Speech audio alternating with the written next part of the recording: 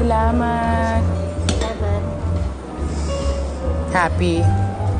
Alam mo, in fairness sa'yo ha, hanggang ngayon pala yung knight in shining armor mo, si Juan pa din.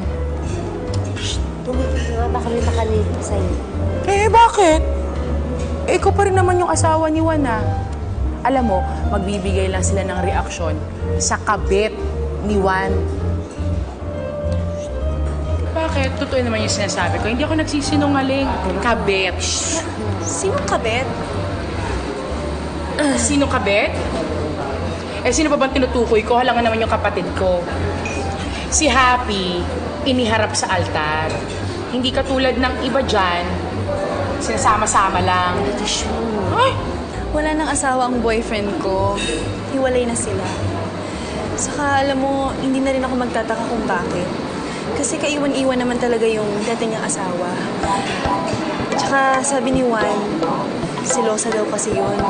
Bungangera, tapos bitter pa. Agatha, hinihinay lang pwede.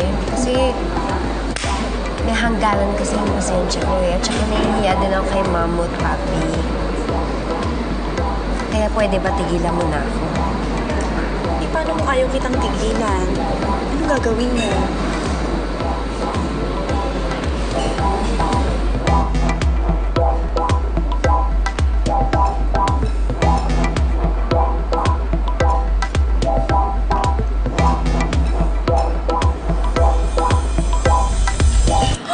You're nothing but a maldita, inggitera, maputi, pero hindi masyado maganda.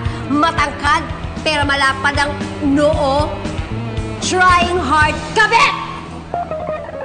Kapag ang isang tao, wala nang ginawa kundi ang manadya at paulit-ulit kang saktan, kailangang buhusan para magising sa katotohanan na hindi kanya pwedeng basta na lang tapak-tapakan.